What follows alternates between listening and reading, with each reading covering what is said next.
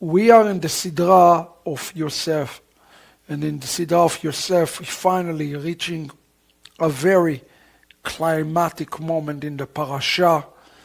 Yosef is revealing himself to his own brothers. A story and a narrative that all of us are very familiar with. Today, what I'm going to do with you, I'm going to give you another way, very unique and profound and prophetic way to look behind the scenes of the story. Some things that the Midrash revealed to us that might not be so clear to the eyes, that pointing not just to October the 7th, which is amazing, but ultimately to the coming of the Mashiach into the days before us. Thank you for being here. ברוך אתה אדוני אלוהינו מלך העולם אשר קידשנו במצוותיו וציוונו לעסוק בדברי תורה. Amen. And if you're blessed by those shiurim that we give you here in the channel, today is a day to support and contribute to Operation 70. Today is a very important day to do this, as we are in great risk with the channels, the international channels, without the proper funding. So thank you for being sensitive to what you've watched all throughout the day today. And may Hashem give us a way to teach many more shiurim in all languages. This parasha, this week, Parashat Vayigash, start with this word. It's a very important word for us to recognize the word Vayigash. In the beginning of the Torah, there's already a code that is embedded inside the text. And Baal HaTurim bring it down. If you look at the screen with me, he says on the word Vayigash Elav Yehuda, if you look very carefully on those words, you will notice Shin, I'm sorry, go back. Yeah, let's read the text. Let's start, that's good. ויגש אליו יהודה ויאמר בי אדוני ידבר נא עבדך דבר באוזני אדוני ואל יחרפך בעבדך כי כמוך כפרעה. Then Judah went up to him and said, Please, my Lord, let your servant appeal to my Lord, and do not be impatient with your servant, and you who are equal to Pharaoh. Do you notice the chutzpah? I must call it a chutzpah inside the text. In one regard, he says to him, he's approaching him, and he prays him is to be second to Pharaoh. But Judah, when he's approached Pharaoh, the second to Pharaoh, which is Joseph, he says to him, don't be impatient with us. It seems contradictory. In one way, he is very complimentary, very submissive, but in another way, he is also saying to him, don't be impatient here. Al icharapecha. Okay, now we have to understand something, that the Torah here in this passage, the entire redemption, the Geula is in one verse. In Genesis 44:18, we see the entire Geula, and the first word in the Torah portion is the word Vayigash. Now, Baal HaTurim want to tell us something very important about the word Vayigash that all of us need to take into account. If you look with me in the next slide, it says Vayigash Elav Yehuda. Notice the last letter in each one of those words. Vayigash Elav Yehuda. You have Shin, you have Vav, and you have Hey. In Hebrew, if you take Shin, Vav, and Hey, you get the Hebrew word Shaveh. Why this is important? Because the word Shaveh means equal. The Midrash explains, and it says, Judah said to Joseph, I am equal to you. Just as you are king, I am king. And everybody have to understand something that is happening here in the text. Judah is approaching Joseph as an equal king. He's not coming to him as an inferior person. He's not coming to just bow down to him.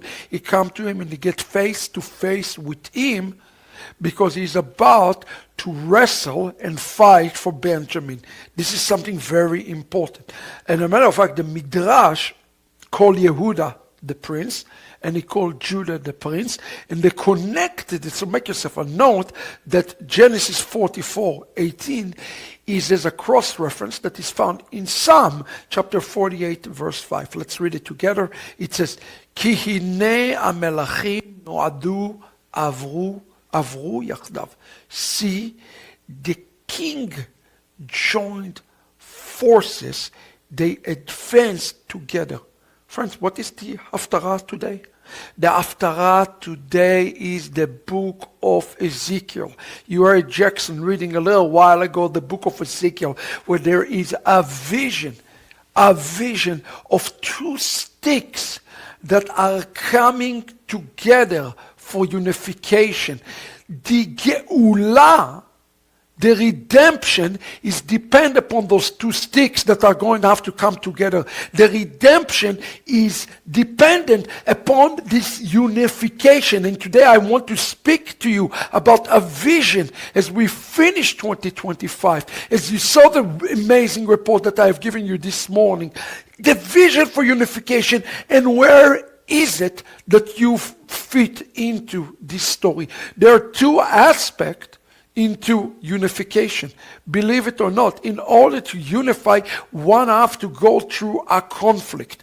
Conflict is necessary in order to bring unification. In essence, Joseph and his brothers not going to be unified unless there is some sort of a conflict that had to occur with Joseph himself. And that's what you're seeing right now happening in the world. You see a conflict that rises up. To hear the Pope stand up and say that Jesus is basically equated to a Palestinian is putting Christianity head to head in conflict. The prince is the Pope, and he is a prince of Christianity, whether or not we like it or not. It's a representation. It's a conflict right now with Judaism. Is it a good thing or is it a bad thing? Well, friends, we're going to see what's going to come out of conflict. Remember what I'm telling you right now. Alliance is going to be birthed out, and this is very important. Psalm 98 telling us that they are going to be joining force. Who is the one who is going to be joining force? We need to examine this entire story in completely different light, and we're going to be doing it today. Listen to Genesis Rabbah 93 on those words. It says, Davar acher, another matter, Judah approaching for war. And the connection of understanding the approaching of Judah found in the book of Amos, where it says, Behold, the days are coming, the utterance of the Lord, and the plowman shall encounter the reaper. Plowman is Judah. The reaper is Joseph. As it is also stated, behold, we are binding sheaves. That's in Genesis 37:7. And the treader, dorech, in Hebrew dorech, the treader of the grapes, Amos 9:13. This is Judah. Listen to me carefully. This is very, very important what I'm about to teach you today.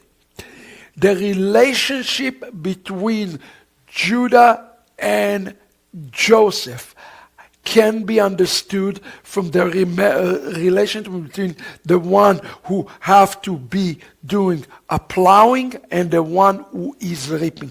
That is the relationship. I want you to look with me for a moment in Amos chapter 9 verse 13, because it will explain to us how the Geulah coming. Let's look at that in Hebrew for a moment.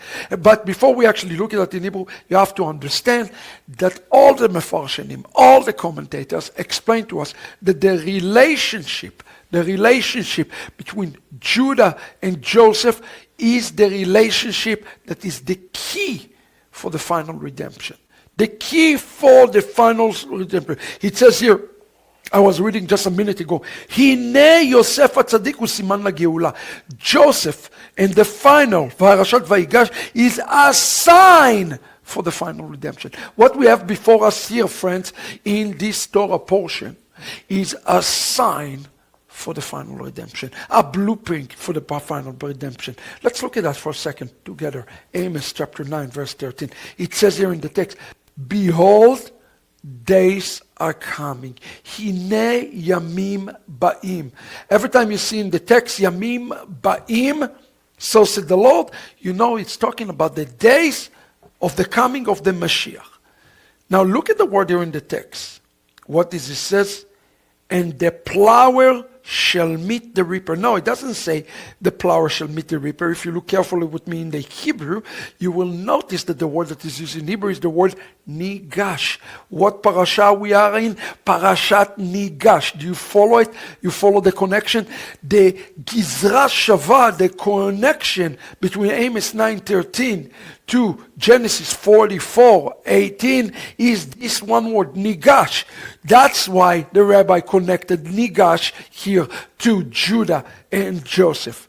And he said, when the plower shall Nigash will approach the reaper, and the treader of the grapes, the one who holds the bag of seeds, when the mountain shall drip wine and all the hill shall wave.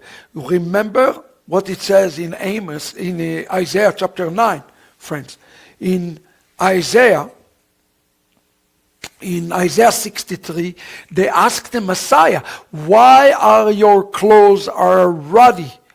Why is it ruddy? Because it's connected to exactly what we read, the treader of the grape, which is the revenge upon the nation. Friends, we are in a point right now that a great revenge is about to take place. When the plower and the reaper unify, the treader of the grapes will appear, which is the Mashiach himself. We want to look at this nature of the unification between two that appears like they are enemies, two kings, that as it says in the last days, they will have shalom and they become in union together.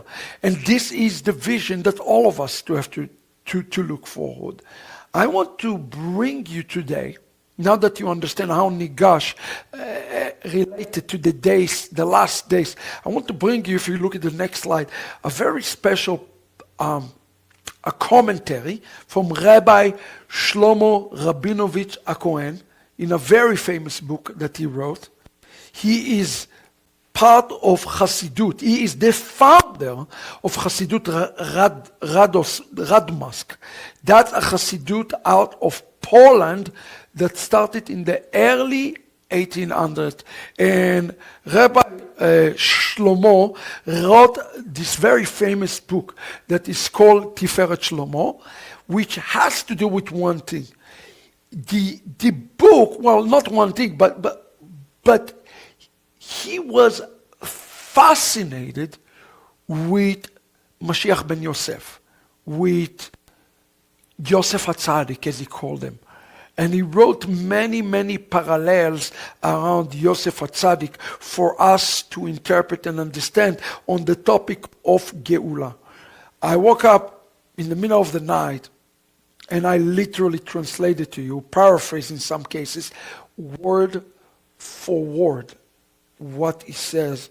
And then I want to bring you the chidush of what the Ruach HaKodesh showed me today, so that all of us will understand what is before us. If this is a picture of redemption, we got to understand it. We have to understand what is our role and what is our purpose. Friend, this is very important shiur today for us. Listen to what it says in Tiferet Shlomo. It says, V'atem kenim, atem achichem.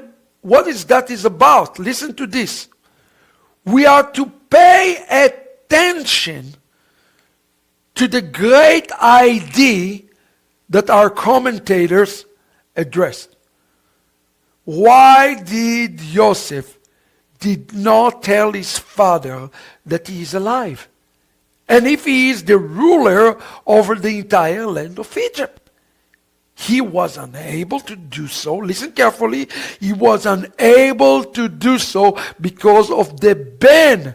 This word in Hebrew, Ben, is the word cherem. We'll talk about this. He was banned by his brother, and the fulfillment of the dream that Joseph's brothers had to come to him.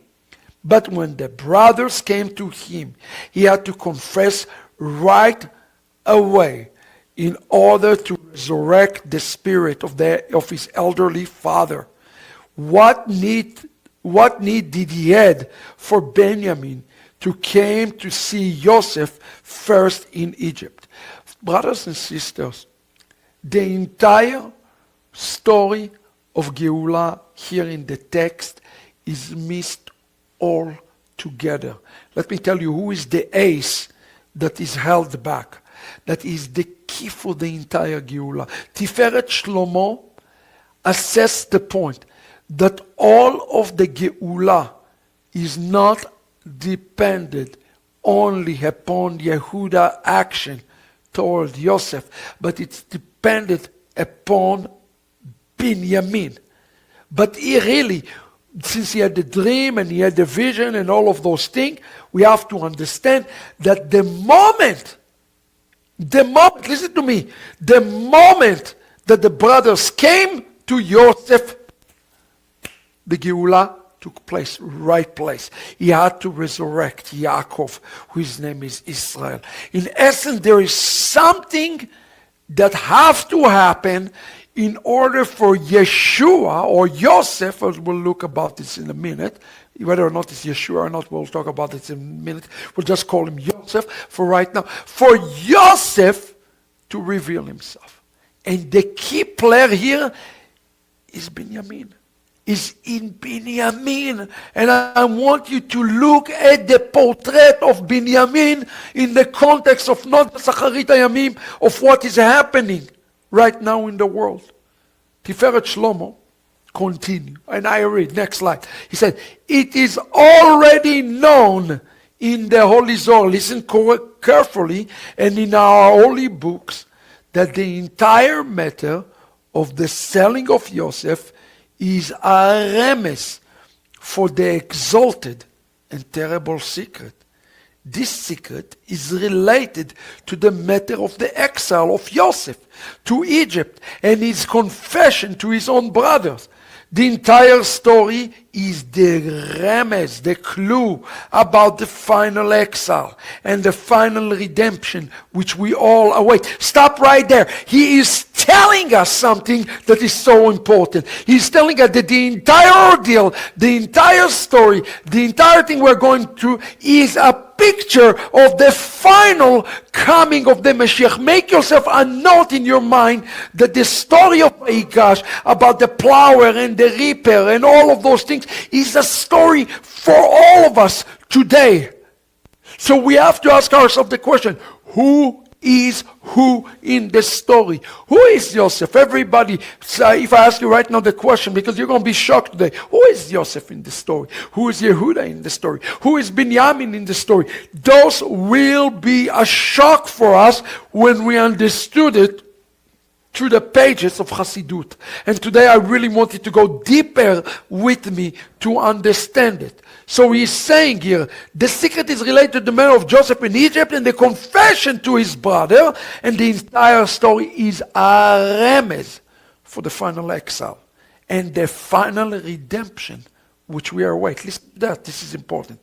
The coming of Ben-Yamin to Egypt. Listen to this is incredible. The coming of Ben-Yamin to Egypt and the confession of Yosef is a hint of Eliyahu Hanavi, as the soul of Eliyahu Hanavi that came down to the world in the neshama of Ben-Yamin.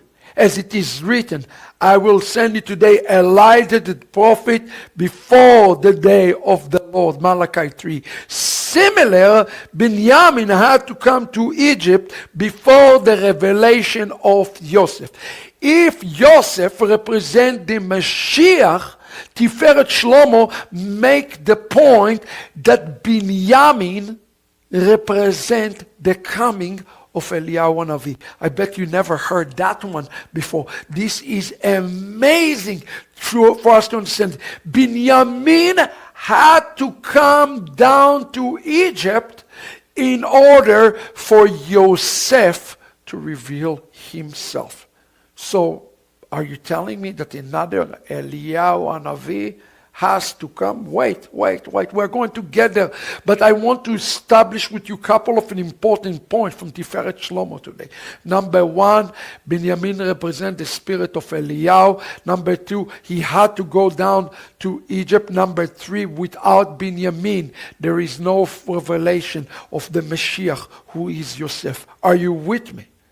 I hope everybody is following this today, because this is very relevant to everything that is happening right at this moment in the world. Let me continue. Next slide. Tiferet Shlomo continue. Friend, I translated it by hand for you. Paraphrase this thing in the middle of the night.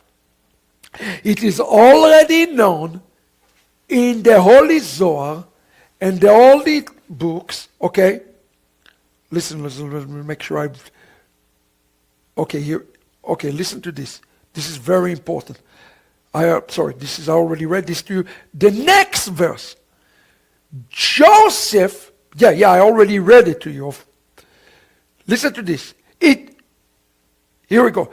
Joseph is a remez. Listen carefully. Of Messiah, son of Joseph. Joseph is a picture of Messiah, son of Joseph. There's no question about it. He's telling us this. When Tuvia Singer go and he said, there is no Messiah, son of Joseph, you're making it up, and all of this suffering Messiah, it's just, no, come on. You either don't know the Midrash, you don't know what you're talking about, or you're lying. I don't know which one it is. Listen to Tiferet Shlomo. Joseph is hinted of Mashiach ben Yosef. It is written, the one in whose possession the goblet was found shall be my slave. Stop right there. Let's talk about this. Remember what's happened? The goblet was hidden in Ben-Yamin clothing, in his possession, so that he will become slave.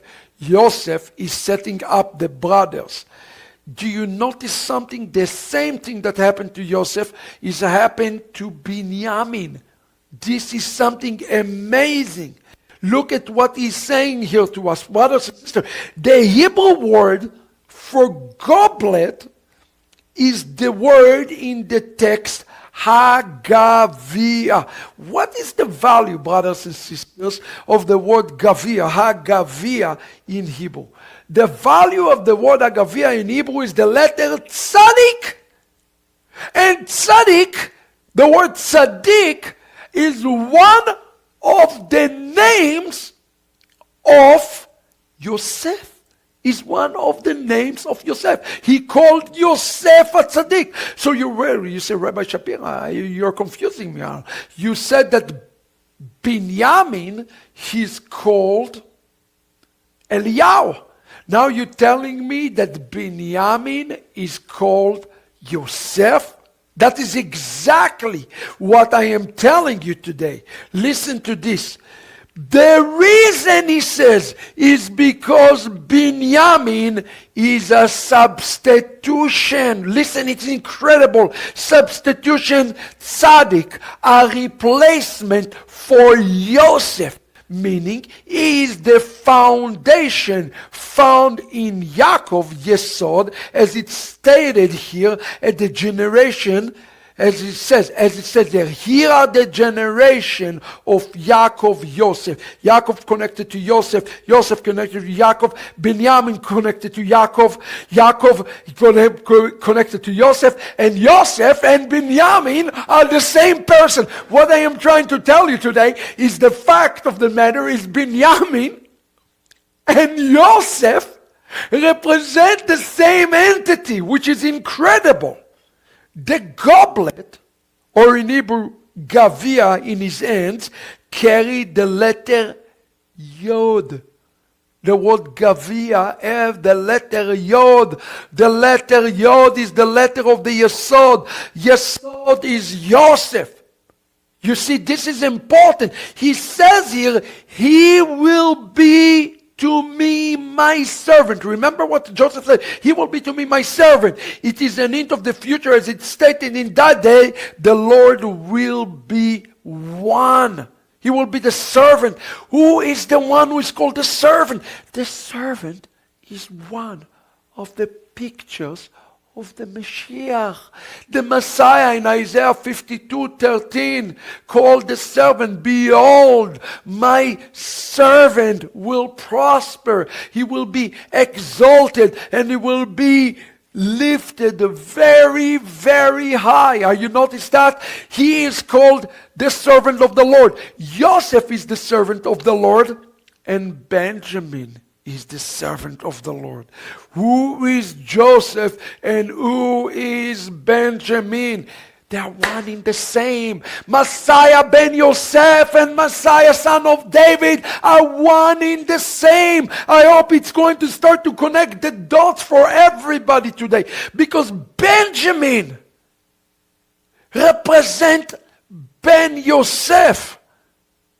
Yosef, in one level, he was rejected and he was suffering and all of that, but he was also second to the king, which means he's Mashiach ben David. What I'm trying to tell you today, that Ben David and Ben Yosef is representing the relationship between Ben-Yamin and between Yosef.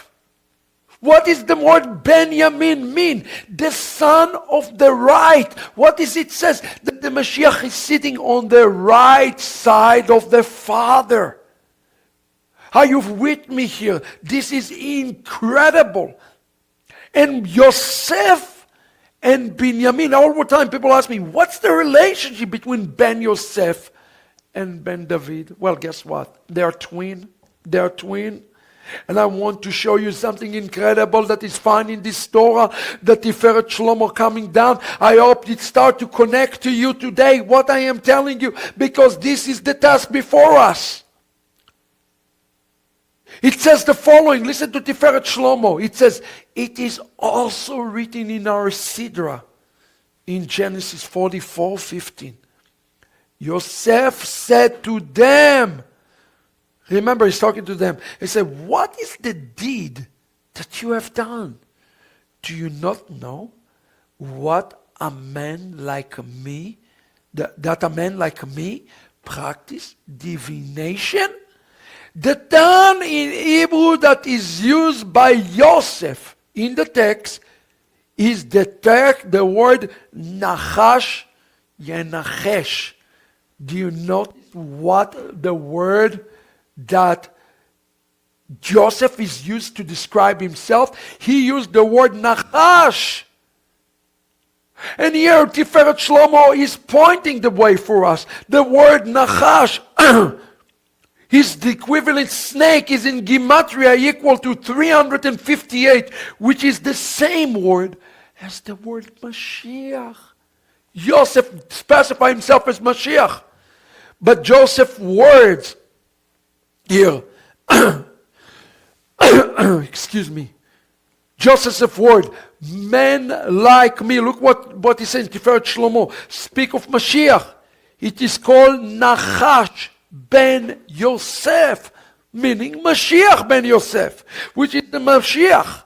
The men like me will be like Yosef in exile, but then it will be revealed that God sent him before us to sustain his brother. Nachash, Yenachesh. What I want to tell you, the word Nachash and the word Yenachesh is the same word. Remove the Yod, and you get the word Nachash, Nachash. Why do you see the word snake, snake in the text? Because he's speaking about Yosef and it is speaking about Ben-Yamin.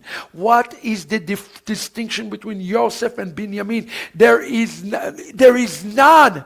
Mashiach ben Yosef in his essence is Mashiach ben David.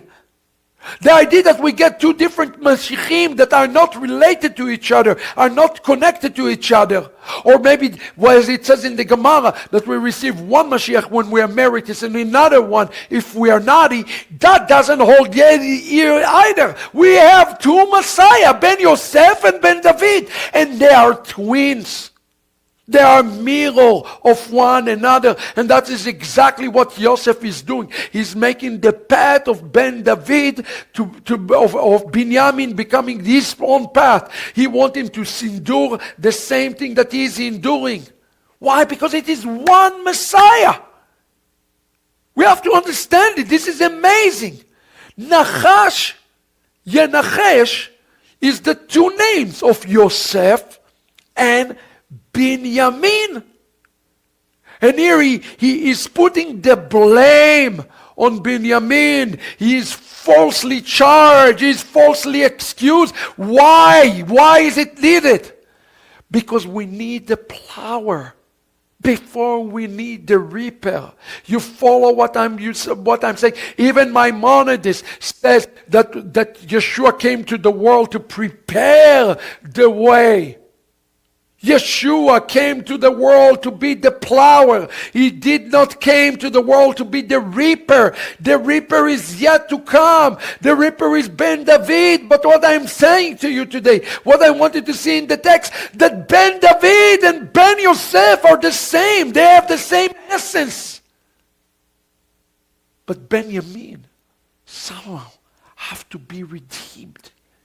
The task before us, brothers and sisters, the task of the last day, the task of Ahavat Ami, the reason we need that is we need to redeem Ben-Yamin today. Our job and task is to redeem Ben-Yamin so that he can join Yosef.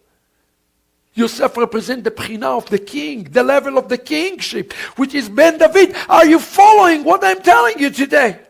My goodness, Tiferet Shlomo, continue. And now I want you to grasp prayer for a moment. Oh my goodness. What does he say about Ben-Yamin? Listen to what he says. He says, in the exile, next slide, he will fulfill the passage of Isaiah 53:4. Yet it was our sickness that he was bearing. I want you to stop there. Ben-Yamin is a picture of Isaiah 53:4. And I don't care what Tuvia Singer or any other rabbi on the face of the earth is saying. The rabbis themselves says that Ben-Yamin's role was a picture. Not Yosef, but now I'm telling you it is Ben-Yamin.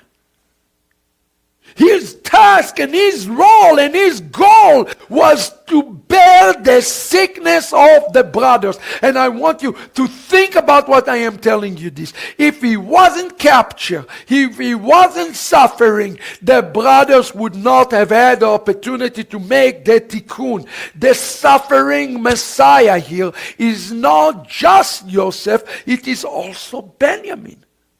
And that's something we all have to understand. When Ben Yosef suffered, also Ben David suffered, because these two Messiahs are really of the same essence. Everybody have to understand this.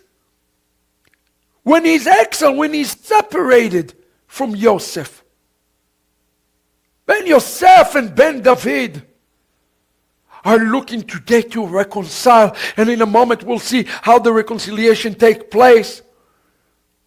Tiferet Shlomo did not see this connection. The connection I'm giving you now, I'm giving you connecting the dots with Messianic revelation. He thought it's simply the relationship between Eliyahu Navi and Mashiach ben Yosef. But there's more to this, and I hope that you can see the more. Listen to that again. In the exile, it is Ben-Yamin who fulfilled the passage in Isaiah 53:4. Yet it was in our sickness that he bore. This is the travails, the pain of the Messiah, as explained in our holy book. This is the rest that Joseph hid. This is and this is the reason, not the rest. This is the reason that Joseph hid the goblet of Benjamin's possession. Now you know why it's called Gavia, the goblet, which represent the soul of Eliyahu Navi. Later on, they ascend in peace to their Father together. And I want you to spend the word together. There is a possibility that when the Mashiach will come, they will appear as two people that are one. It's a possibility. I know it's something that some people will not be able to consider, but it's a possibility that the Jewish people receive Ben David, and they have the same soul of Ben Yosef of Yeshua, and they will recognize him. They will walk together 2 by 2. It's a possibility. Why not? It's the same neshama. Ben-Yamin and Yosef represent Eliyahu and Mashiach ben Yosef, who went up together to their father. This prepared the way.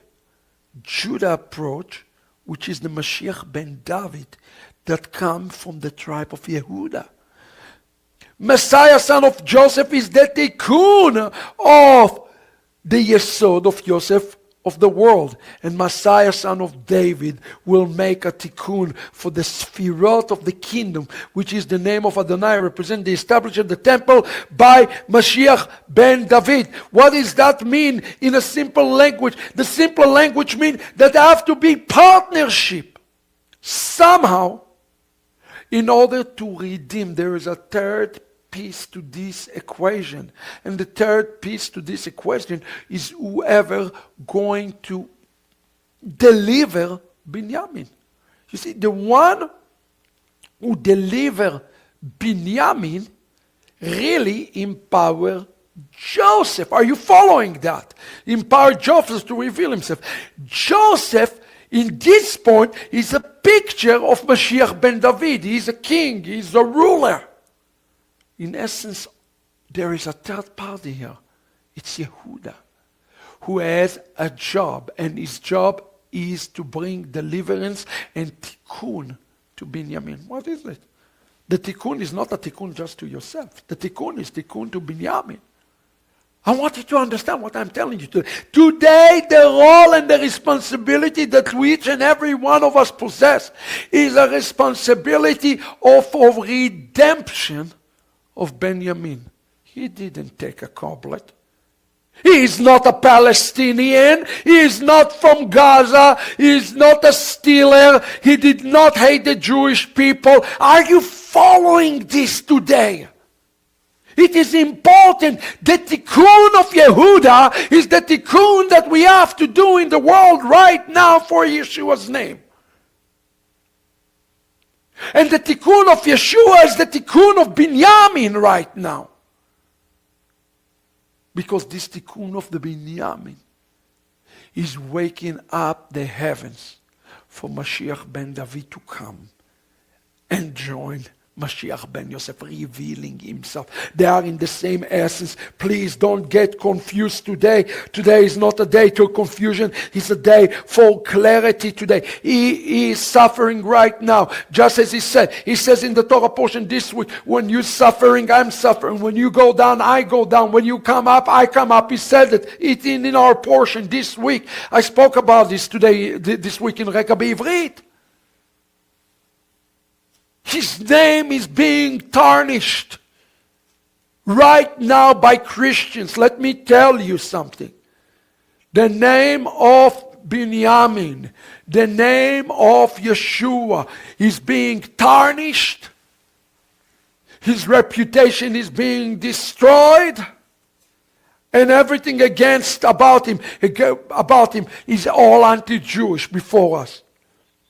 We must have another party here.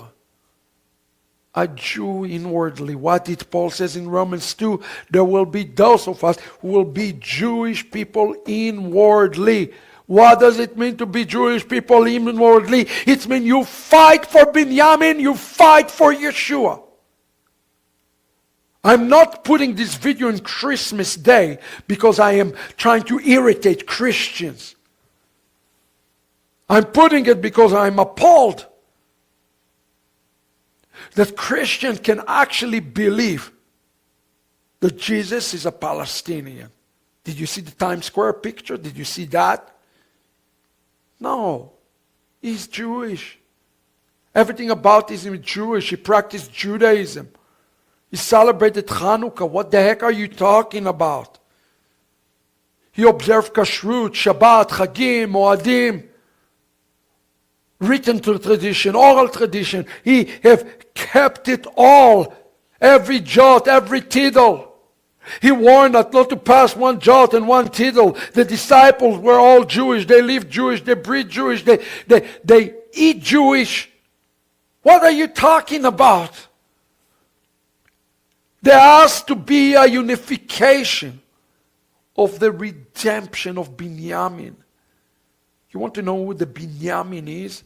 Ben-Yamin is not just Yeshua. In the book of Amos chapter 9 verse 13, the very next verse it says, I will return your return. Ben-Yamin to me represent the remnant from the Gentiles that can be redeemed and should be redeemed. And to me, Yehuda today is the Messianic Jewish movement calling and fighting for you. We are fighting for you. We are fighting for Ben-Yamin. We need the fullness of the Gentiles. We need the fullness of Ben-Yamin. We need the restoration of Ben-Yamin in order for all of us to become one. To become one. And that's what it says. They have to become one. We have to become one. Why do we do Operation 70? Because we are bored? No. Why do I tell you? Let's quickly spread this message and quickly get the money. Why? So that we will be able to bring all the Ben-Yamins, all of those who love Yeshua. Bring them out. There's a good remnant today. And let me tell you something. Today, for a typical Jewish people, they don't know the difference between a Jew, a Gentile who loves Israel, willing to die, and average Catholic. I'm telling you, most Jews have no clue of the difference between those who really observe the Jewish roots of their faith. They don't understand the difference. And the reason is because you are becoming guilty by association. When we redeem Yeshua, we redeem those who Yeshua live inside of them. This is you. This is the calling. And that's what it says. Listen to what it says. Next slide. It says, both the tribe of Judah and Benjamin will be partners in the temple, as they claim in the Bible and in the Gemara. The neshama of Joseph was within Elijah. And in the soul of Benjamin descend to the tzaddikim to be with them, to do miracles for the tzaddikim. This is the reason Benjamin had to go to Egypt before the revelation of Joseph to his brother, which is the time of redemption. It's the time of Gehulah.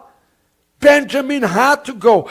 Benjamin had to suffer. Everything that is happening right now in the world is happening to clearing the name of Benjamin. And who is Benjamin? Is the real Christians. Who is Benjamin? The real Yeshua. I want to give you a synopsis that I believe in the bottom of my heart. Everything is happening right now in the world for one purpose. In order for real Christians to come out and to be redeemed. And ultimately for the name of Yeshua to be redeemed. You follow what I am telling you. For the unification to become something good going to have come out of this fiasco. Just like something good happened here in the end of Nigash from all of this. Something good. We're going to become one. We're going to become one family out of this. Tiferet Shlomo did not end there. He continued and he explained. And he said, this is the reason. Listen carefully. This is the reason for Joseph's word in Genesis 43:29. What he says, my God, be gracious to you, my boy. My goodness, did you hear what Joseph called Benjamin? He called Benjamin, my son, my boy. Today, I think we as Messianic Jews, we have to say today, Elohim yechanech bni. God, please bring the Gentiles, the real Gentiles, not just to be redeemed from the goblet of 2,000 years of Christianity that has been put upon you. But may God be gracious unto you. I pray today, 2025, that we conclude. May God disciple you. May God be gracious to you. May God reveal himself to you. Listen to what Tiferet Shlomo says. He said, in essence, Yosef is given part of his neshama to Ben-Yamin. Do you hear that? If Joseph and Ben-Yamin already been established, represents the two essence of the Messiah, and Joseph is giving his soul to Ben-Yamin, what is the implication? The implication is that Mashiach ben Yosef and Mashiach ben David is the same essence. He's the same Messiah. He's the same person.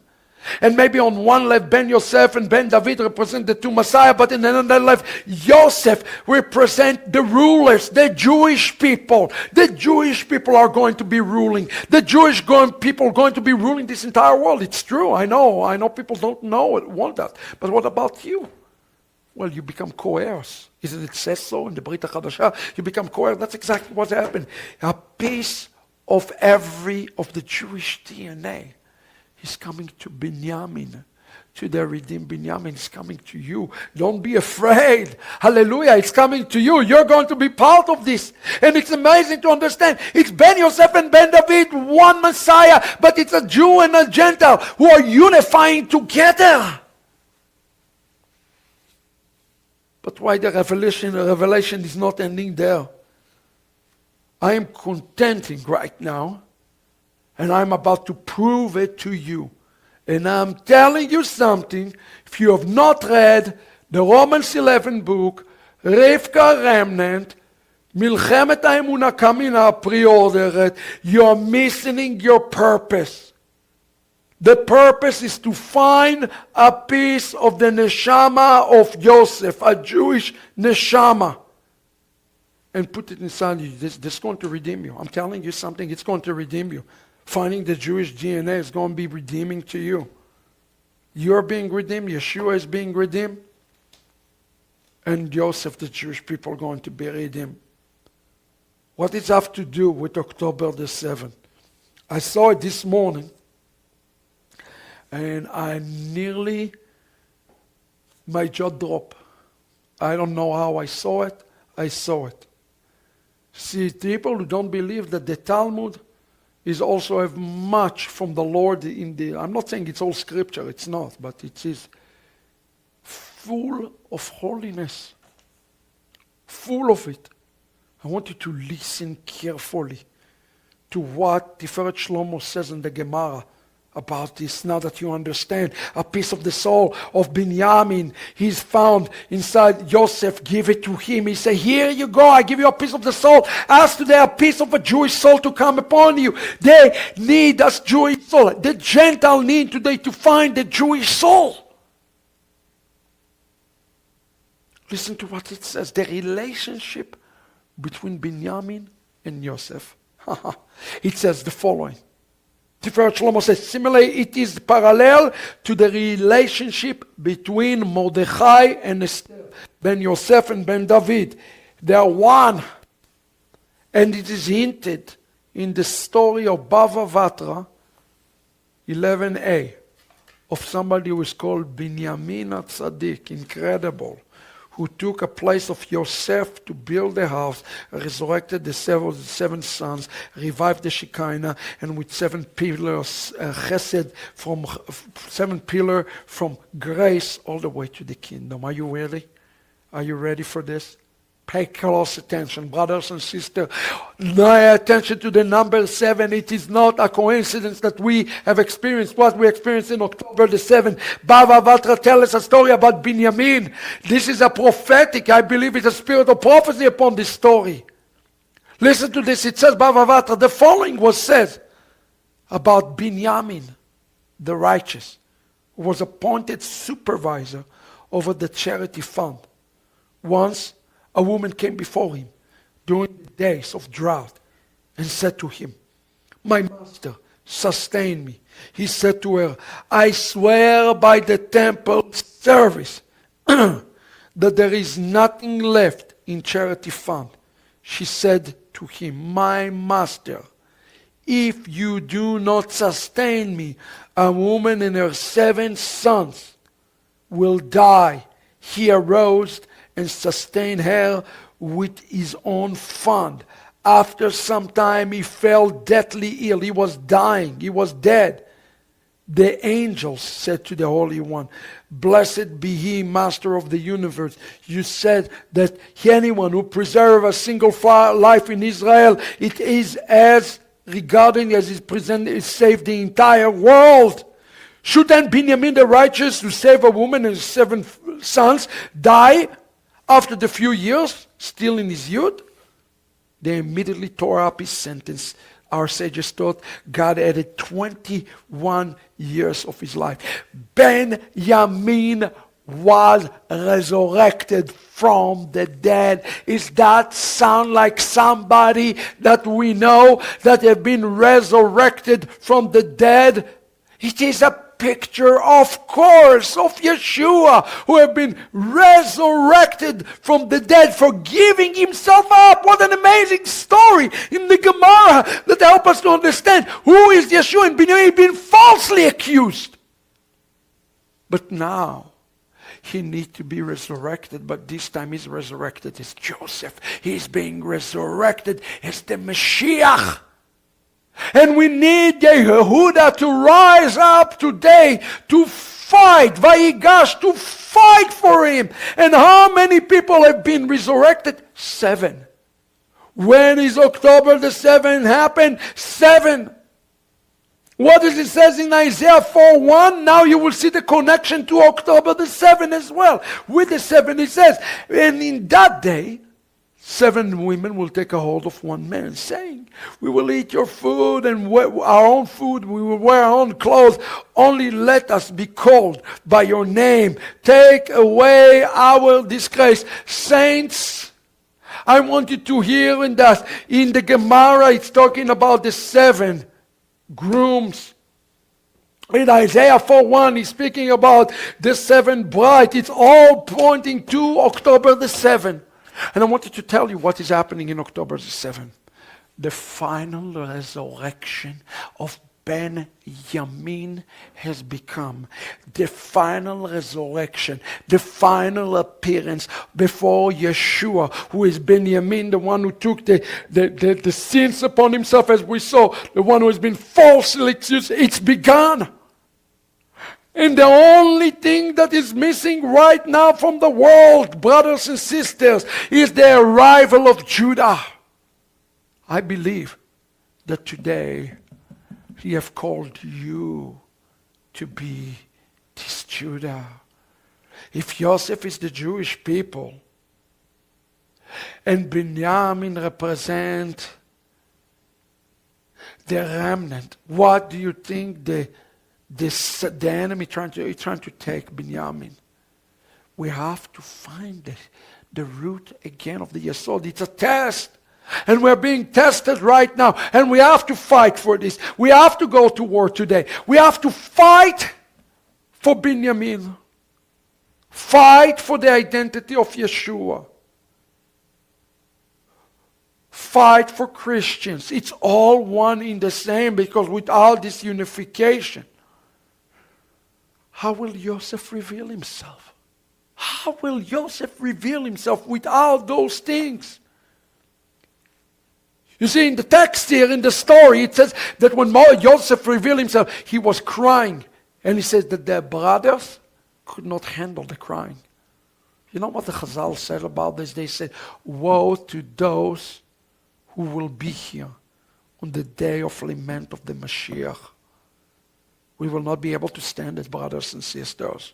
We will not be able to stand when Ben-Yamin will reveal himself as Joseph. When Joseph looked at the mirror and he looked at Ben-Yamin, he saw himself. When the Jewish people will see Yosef, who is really Mashiach ben David, they will see Yeshua. And nobody will be able to stand in these days. Not the Jews and not the Gentiles. The Gentiles will be shocked in these days. Goim, W, that letter Yod, it's represent the Gentiles, the nations, according to rabbinic understanding. What about you? Are you part of this reconciliation story? Are you fighting for this reconciliation story? My last word for you in 2025. Fight for the story. Fight for the redeemed spark. Fight for the son of the right.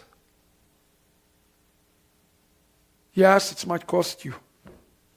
It might cost you your life. I don't know what 2026 is bringing. But I know one thing. We have to fight for the son of the right. Because only in his weeping, just as it says in Jeremiah 31, he will bring us in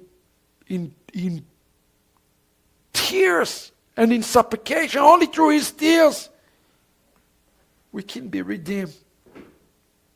My prayer, and I hope it's your prayer for this year, that when the Lord look upon each and every one of us, he will cry for Ahavat Israel, for how much we have done for his name.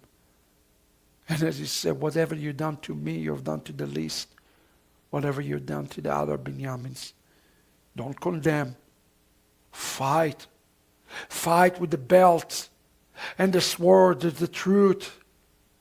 And Torah and mitzvot and gmilut chasadim and tzedakot and Ahavat Israel. Fight! But fight.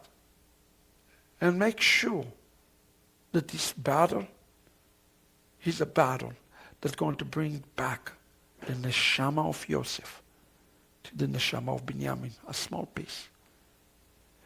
Let's uncover again Yeshua for his Jewishness. Take upon ourselves this spark. Be redeemed. And redeem him. Yes. Ben-Yamin, Yeshua need our redemption in this time. Because without his redemption, there is no redemption into the world. God bless.